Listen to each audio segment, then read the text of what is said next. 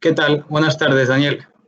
Álvaro Moreda es el presidente de la Unión de Estudiantes de Cantabria. Así es, el presidente de la federación. Yo quería saber eso precisamente. Vamos a ver, la Unión de Estudiantes de Cantabria, el ámbito de representación es Cantabria. Así es, el ámbito de representación de nuestra federación es Cantabria y nosotros representamos a estudiantes de nuestra comunidad autónoma, de la ESO, de bachiller, de FP, de universidad, por oficial de idiomas, escuelas profesionales, etcétera, de los 14 a los 30 años, en el ámbito público, concertado, privado y de cooperativas, presencial o a distancia. Es decir, nosotros copamos la representación, digamos, genérica o universal de la representación a nivel, como ya digo, regional de los estudiantes de Cantabria. ¿Y esta unión pertenece a una federación? Así es. Bueno, nosotros, la Unión de Estudiantes de Cantabria ya de por sí es una federación de asociaciones de estudiantes, en las que hay asociaciones pues, de todos estos ámbitos que he ido comentando, están representados mediante sus asociaciones y nosotros estamos, Unión de Estudiantes de Cantabria es una federación, que es la organización, vamos, de la que yo soy presidente. Pero quiero decir, ¿no existe ninguna vinculación vuestra, por ejemplo, con una asociación pareja que pueda haber en Valladolid?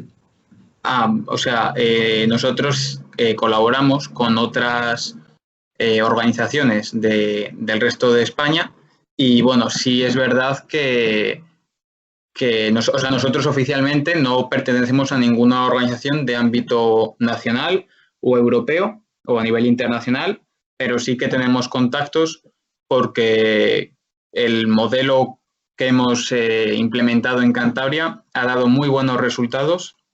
En 4 años hemos crecido de manera exponencial, hemos hecho que los estudiantes ganen voz y representación y ante una situación como la actual que hemos vivido de pandemia, ha servido para que los estudiantes no sean olvidados ni pisoteados, porque a fin de cuentas pues, los profesores tienen a los sindicatos, los padres a las federaciones respectivas, las patronales, los empresarios tienen a las patronales y los estudiantes tenemos que estar representados por organizaciones sensatas, que es lo que nosotros hemos querido hacer en Cantabria. Y como ya digo, sí que nos gustaría poder llevarlo al resto del país porque pensamos que es lo que hace falta. Hace falta contundencia, hace falta valores claros, pero hace falta moderación, no hace falta sectarismo y hace falta un modelo institucional, no ir digamos, de revolucionario por la vida, que al final los que más van de revolucionarios son los que más son de salón. Entonces, nosotros ya digo que a nosotros no formamos a día de hoy parte de ninguna organización de ámbito estatal o superior, europeo, internacional, pero sí estamos en contacto y sí es verdad que nos gustaría poder en un futuro hacerlo. Has mencionado antes la cifra de 4 años. ¿4 años es el tiempo que lleváis constituidos? Así es. Nosotros nos constituimos oficialmente en mayo del 2016 y en julio empezamos a funcionar, aunque el proyecto, toda la idea, nació en el verano del 2015. Y desde que empezó la idea hasta que nos constituimos fue todo el trabajo de recorrerse la región, los distintos centros educativos, universidades, etcétera, e ir sumando gente al proyecto. Y después de ese año es cuando ya echamos a andar. Álvaro, tú eres estudiante. Sí, así es. ¿Qué estudias? Bueno, yo soy estudiante de Relaciones Laborales en la Facultad de Derecho de la Universidad de Cantabria y, de hecho, hoy, martes 22, ya hemos empezado las clases y yo, en concreto, este año empiezo tercero de carrera. Tú eres muy joven.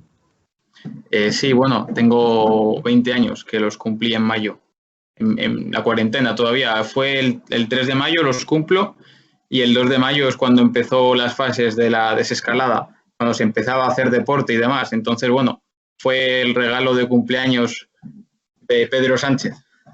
Que digo que entonces no lo has repetido precisamente. No, yo siempre he ido a curso por año. Oye, mira, yo quería hacerte unas preguntas que son muy genéricas y tú las contestas no es un sí y un no, según creas conveniente. Cuando yo era estudiante, yo podía ser tu padre, evidentemente, cuando yo era estudiante existían una serie de problemas que imagino que seguirán existiendo. Uno de ellos era la adecuación entre las enseñanzas recibidas universitarias y el mercado laboral. Y otra era la colaboración, la presunta colaboración o la necesidad de una colaboración entre la empresa y la universidad. Sobre estos dos puntos, bueno, partimos de la base que seguirá parecido, pero ¿cuál es tu opinión? Así, si me permites un minuto para enchufar el cargador. Sí, sí. Un minuto. Porque es que, bueno, los espectadores que nos vean y que nos escuchen, acabo de llegar de clase hace unos minutos y lo enchufo. Vamos, menos de un minuto. Ya perdonarme la...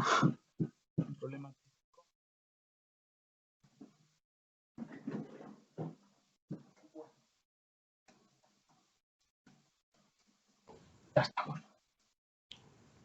Pues así es, Daniel.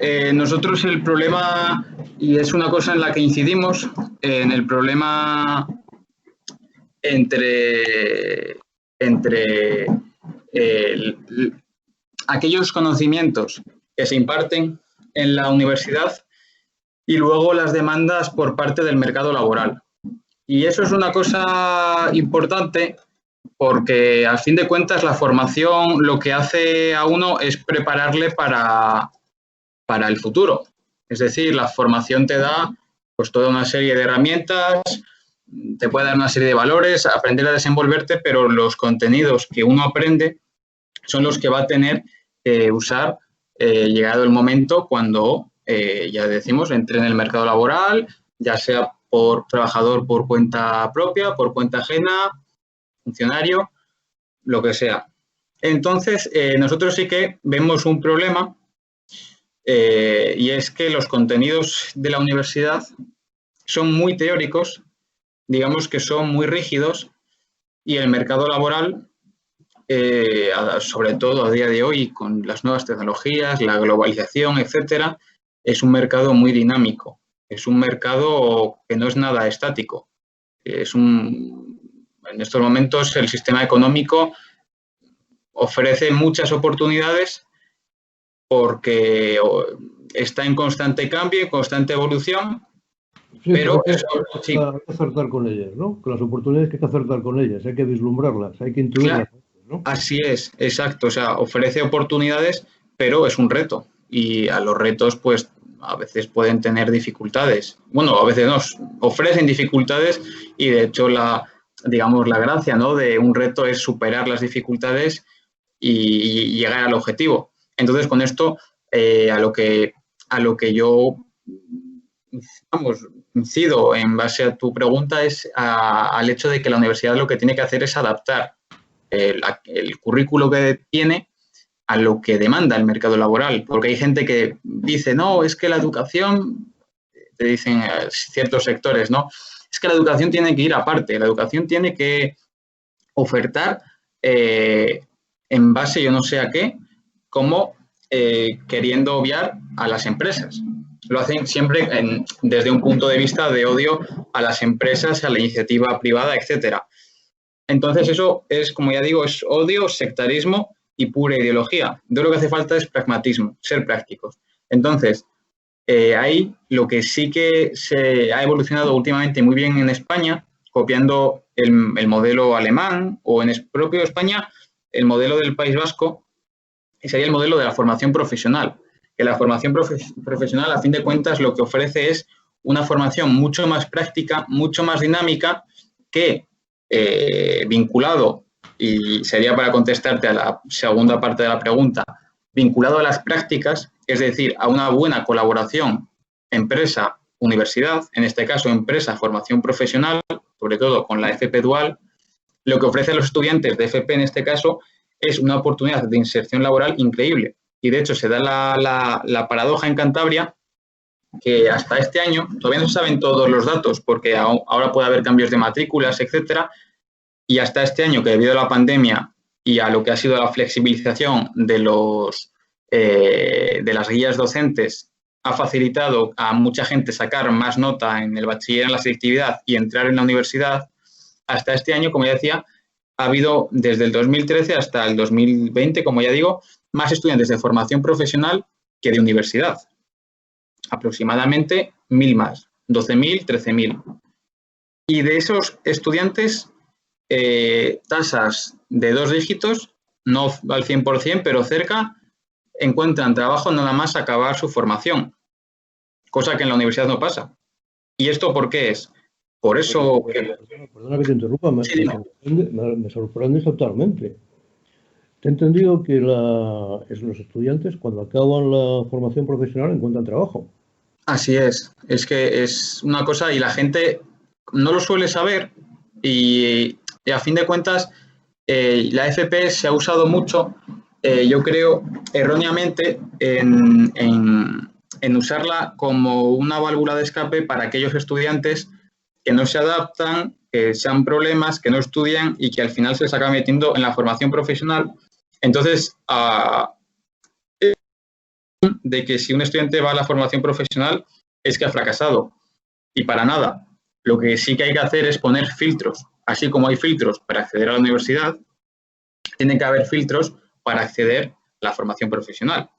Y esto es una cosa de lógica aplastante. No es ni clasismo ni nada del estilo. En la universidad puede ir el de clase baja, el de clase media, el de clase alta. Y a la formación profesional igual. Pero hay que pedir unos mínimos. Hay que pedir un mínimo de formación, un mínimo de mérito, que el que quiera hacer algo demuestre que quiere hacerlo de verdad, no que se lo regalen. Y como ya decía, eso pasa por eso mismo, porque los contenidos de la formación profesional son mucho más prácticos, son mucho más dinámicos y esa colaboración entre empresas lleva a un estudiante a estar 4 o 3 meses haciendo prácticas en una empresa y claro, a un empresario le viene un chaval a estar 3 o 4 meses, le están formando, en modo beca le tienen que pagar una retribución, no llega al salario mínimo, es un poco menos, bueno, es un contrato de tipo becario y claro, cuando acaba el chaval, pues te encuentras con un empresario que ha invertido en formación con ese alumno y en muchísimos casos, como ya tiene unos contenidos, como ya digo, prácticos y dinámicos, el empresario le dice, continúa. Entonces le dará un contrato temporal, en prácticas y así hasta que muchos acaban teniendo contratos indefinidos. Y en Cantabria nos interesaría mucho, porque FP hay de muchas ramas, pero en Cantabria nos interesaría mucho todo lo que tenga que ver con industria, con técnicos, etcétera. Y eso es formación profesional. Porque el que va a la universidad a estudiar una ingeniería, lo que va a dedicarse al día de mañana es al diseño. Y si alguien quiere construir, lo que tiene que hacer es formación profesional.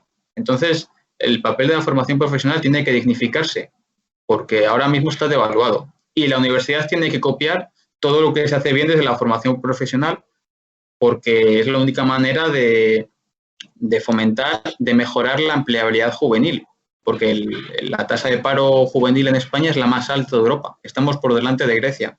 Y en Cantabria la tasa de paro juvenil es la más alta de las 17 autonomías. Te comentaba antes que me extrañaba tu argumentación en el sentido de que aquí en Cantabria hay muchísimo paro. Claro, así es. Es que el problema... Sí. Yo tengo una gata.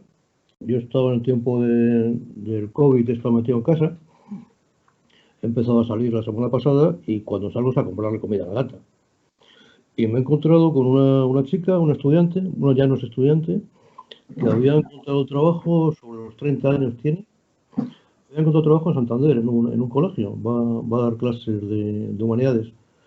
Que yo la conozco la historia de la chica y esta historia era, bueno, aquí de Cantabria, estuvo en Alemania, trabajando en Alemania y tuvo que regresar a España, ya está 2 años en paro hasta que ha encontrado este trabajo, que me imagino yo que será, porque entre la mascarilla que llevaba ella y la mascarilla que llevaba yo tampoco me entera mucho, pero me imagino que será una cosa temporal.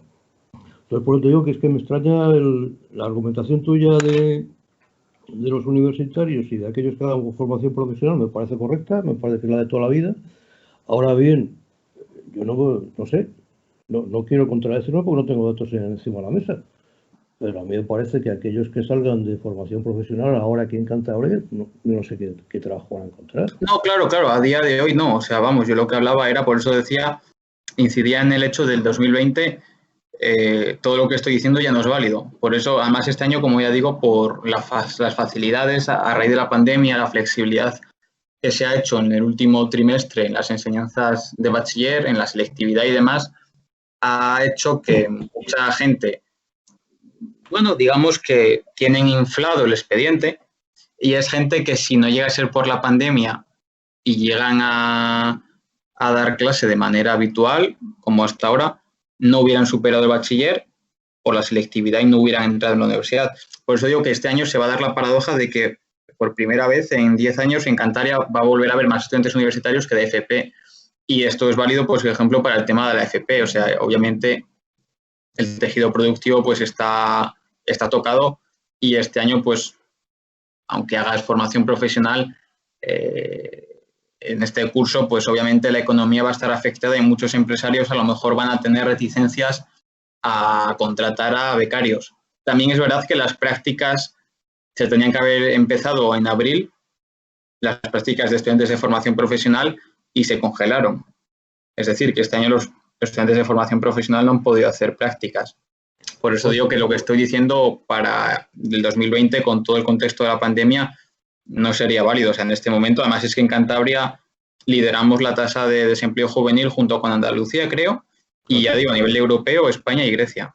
Claro. Oye, vamos a hablar ahora, si te parece bien, de las cosas internas dentro de la universidad. Los problemas que puede encontrar un alumno en Cantabria son, también por un ejemplo que te puedo poner de una entrevista que tuve hace bien poco, la semana pasada, es la conectividad por medio de estas herramientas que estamos utilizando, por medio de Internet, con estudiantes que están, en este caso, en el Valle de Toranzo. De hecho hicimos un programa como el que estamos haciendo ahora, pero con muchísima dificultad porque se le cortaba la línea. Esas personas, esos estudiantes, mayores o menores, con la pandemia que existe, la pandemia que parece que va a seguir existiendo, no tienen accesibilidad a la educación por línea, no tienen accesibilidad por Internet. Otro problema viene a ser el problema de las distancias, y otro problema puede ser el problema económico que pueden tener las residencias de estudiantes. Yo estudié en Madrid, había residencias de estudiantes que tenían un coste. Lo que hay aquí lo desconozco, por eso te lo pregunto. Sobre estos temas, ¿qué me puedes contar? Bueno, en lo que se refiere a todo el tema de la conectividad, en Cantabria, bueno, habría que, digamos, disgregar en dos grupos. Uno sería las enseñanzas medias, que dependen de la Consejería de Educación, y otros estudiantes universitarios que dependen de la Universidad de Cantabria. Entonces, a nivel de Consejería de Educación, lo que sí se hizo en Cantabria, la semana de que empezara todo el tema del estado de alarma, fue poner a disposición de los estudiantes con rentas más bajas portátiles y router, un convenio creo que se hizo con Orange y con Samsung, creo, para, como ya decimos, facilitar el acceso a Internet a todos aquellos estudiantes que no tuvieran recursos para pagarlo. Y luego en la Universidad de Cantabria sí se pusieron a disposición de los estudiantes ordenadores que estaban en el stock de la BUC, para la gente que nos escuche, es la biblioteca de la Universidad de Cantabria, que son ordenadores, en algunos casos, bastante desfasados. Al principio no hubo problemas, porque claro, para realizar exámenes muchas veces se nos han pedido, a mí también, las cámaras activadas.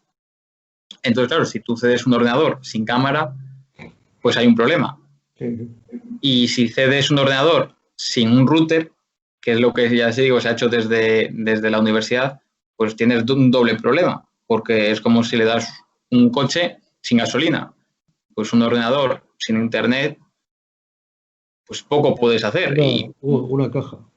Exacto, entonces eso es un problema. Claro, esto nos ha pillado todos desprevenidos, por supuesto que sí, pero llegar a un acuerdo con alguna tecnológica no puede ser problema. Quiero decir, además aquí en Cantabria tenemos una consejería de universidades, en España tenemos un ministerio de universidades que ha estado desaparecido. Entonces, quiero decir, si se supone que hay organismos y administraciones, no vale la excusa de que es que nos ha pillado desprevenidos, porque al estudiante que no tiene acceso a eso, como ya decimos, a un ordenador, a Internet, ha tenido que hacer un esfuerzo para pagar la matrícula. Es una persona que puede trabajar, lo que sea, y pagar sus impuestos. Es decir, que es un ciudadano que tiene unas obligaciones, en este caso decimos impuestos, pagar las tasas universitarias, pero también tiene unos derechos. Es decir, entonces todo ese dinero, ¿a dónde se va exactamente? Entonces, por eso digo, hay que dividirlo en los dos grupos. Desde la Consejería de Educación, si se han puesto medios e instrumentos. Desde la Universidad de Cantabria, no, porque sinceramente para lo que se ha puesto en muchos casos, pues tampoco sería, yo creo, como para darle una mención especial. Ahora bien, para este curso sí que ya se ha comprado un stock en la propia universidad para facilitar medios. Yo creo que es una medida correcta, pero no se tenía que haber tardado tanto. Además, como ya digo, es que hay organismos y administraciones. Y en este caso, en la propia Universidad de Cantabria, existe el Consejo de Estudiantes de la Universidad de Cantabria, el CEU, que tiene un presupuesto propio. Un presupuesto que ante esta situación, si tú ves que el propio rectorado, la propia universidad no pone medios a aquellos estudiantes que lo necesitan, desde el CEU, con su propio presupuesto, podía haber adelantado aquellos ordenadores que se necesitaran. Y ya luego se entenderá con el rectorado para que se le reintegre lo que sea.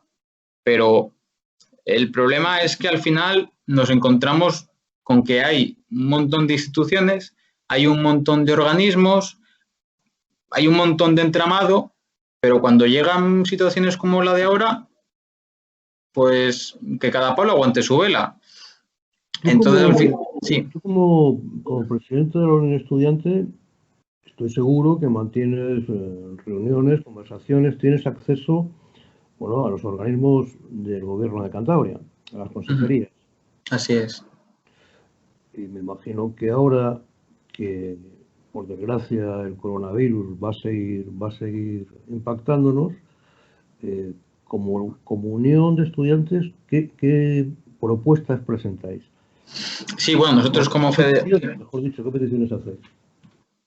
Vamos, nosotros como Federación de Estudiantes, somos una organización que forma parte de distintos órganos, el Consejo Escolar de Cantabria, el Observatorio de la Convivencia Escolar, el Consejo de la Juventud de Santander, el Claustro Universitario, próximamente el Consejo de la Juventud de Cantabria.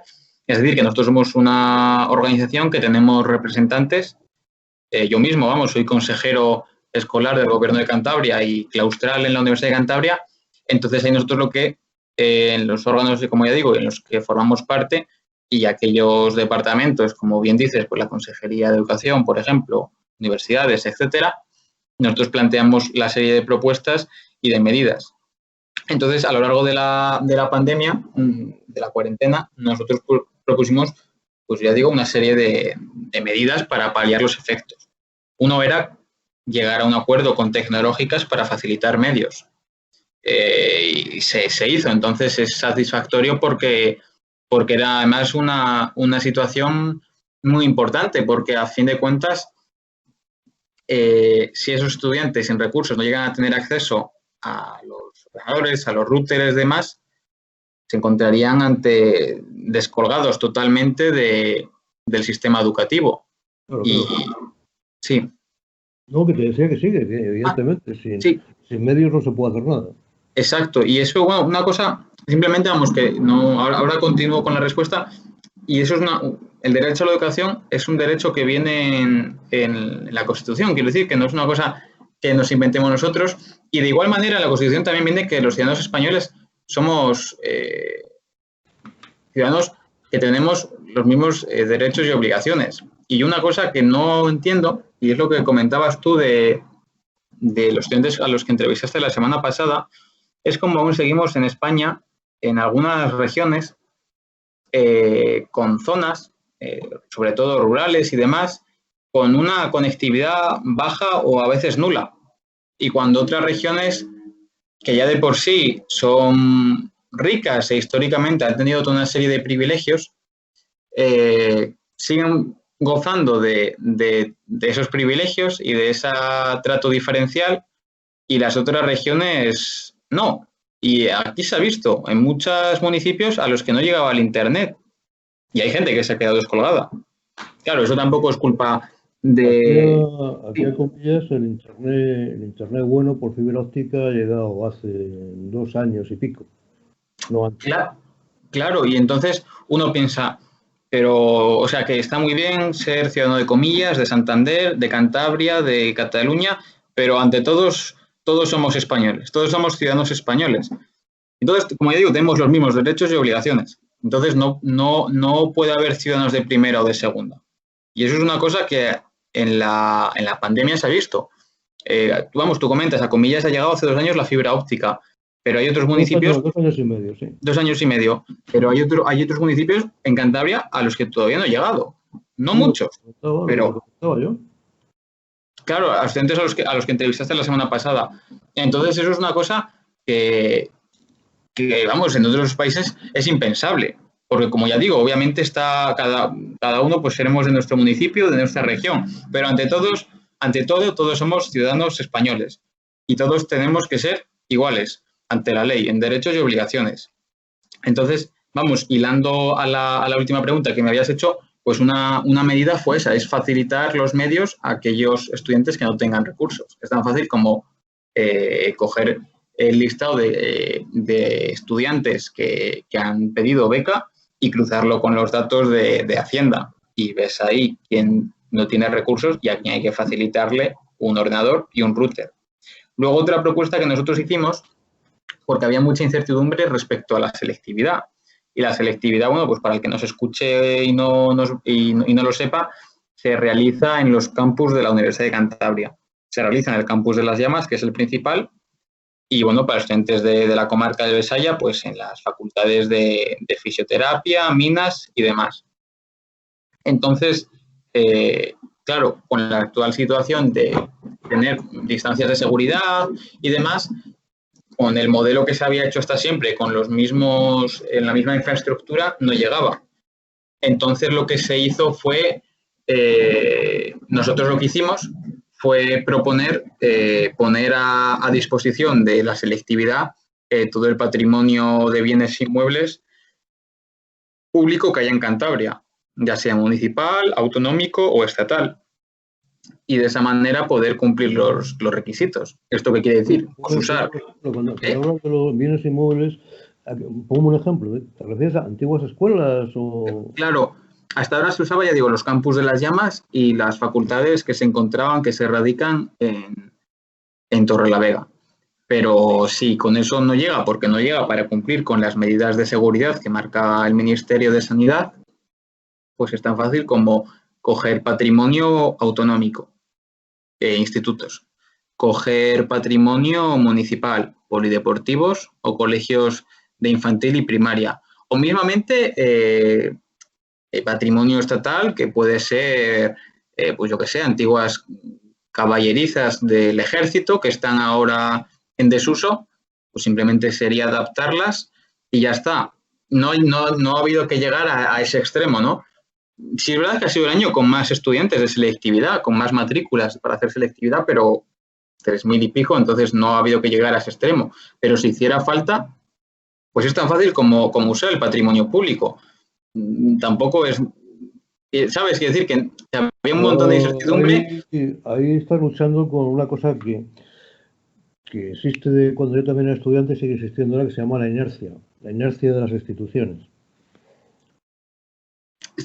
Vamos, dices al final en vez de ser lo que hablábamos antes, en vez de ser dinámicos y propositivos, quedarse un poco rezagados al rebufo de lo que pase. Sí, vamos, es mi experiencia. Sí, a ver, al final yo también, yo entiendo que hay que empatizar y yo empatizo mucho y entiendo que la situación era difícil y demás, Pero vamos, yo no entiendo que tenga que haber ni un mínimo de incertidumbre. Si tiene que haber 2 metros entre los estudiantes o como si tiene que haber 50 metros. Pero si es que en Cantabria el Ayuntamiento de Santander tiene 900 y pico millones en patrimonio. El Gobierno de Cantabria tiene 1.200 millones en patrimonio. O sea, entre las dos administraciones más fuertes o más grandes que hay en Cantabria, suman más de 2.000 millones en patrimonio. Más el de la universidad, más el que tenga el Estado, más el que tenga el resto de 101 municipios, ¿no? Son 102, pues Santander más 101. La inercia que te digo yo. Claro, entonces ahí no tiene que haber incertidumbre, si hay patrimonio de sobra. Y eso también es una cosa que propusimos y al final se hizo. Al final, con usar los institutos, valió. Y entonces eso es una cosa que era fácil de resolver y se resolvió también en pocos días. Nosotros lo propusimos a la semana y la cosa salió bien. Y bueno, también nosotros propusimos flexibilizar las guías docentes. Entonces esto lo único que quiere decir, nosotros nunca hemos apostado por lo que se dijo era el aprobado general, o esto no, o sea, nosotros creemos en el mérito, en la meritocracia. Entonces no podemos aceptar que se realicen medidas de este tipo de regalar los cursos. Pero nosotros sí pensamos que había que flexibilizar las guías docentes, que es a fin de cuentas el contenido que se oferta a los estudiantes. ¿Por qué? Hombre, porque la situación es muy difícil, entonces no tiene sentido poner la rigidez que habría hasta entonces. Entonces nosotros sí que lo propusimos, medidas de compensación para los resultados lectivos y demás. Entonces, bueno, ahí sí que, bueno, pues cuesta un poco más porque la Universidad de Cantabria, pues hay que poner de acuerdo muchas instituciones y a fin de cuentas, esto que estoy comentando, el marco general en el que moverse lo marcaba el Ministerio de Educación y nosotros somos competentes y tenemos potestad para negociar con el Gobierno de Cantabria. Entonces, bueno, pues la situación ha sido un poco de incertidumbre en ese caso. En ese caso sí que lo ha habido. Bueno, pues mira, llevamos ya bastantes minutos del programa. Para mí ha sido un placer hablar contigo. Seguro que tendremos ocasión de hablar en otras ocasiones por este medio. Nosotros antes teníamos micrófonos y todo. Pero ahora con esto de la pandemia... No, ahora no. De hecho, podemos trabajar precisamente por eso, porque ahora hay este tipo de comunicaciones. Bueno, pues lo dicho, que muchas gracias por haberte tenido con nosotros, que ha sido un placer, ha sido una entrevista para mí muy interesante, lo que nos has expresado, y bueno, y un abrazo. Igual, Daniel, ha sido un placer y vamos, han sido unos minutos, a mí se me han pasado volando, de verdad, he estado muy a gusto y vamos, encantado, o sea, cuando queráis, aquí estamos y de verdad ha sido un placer y muy a gusto he estado. Muy bien, muchas gracias. Muchas gracias, Daniel. Un abrazo.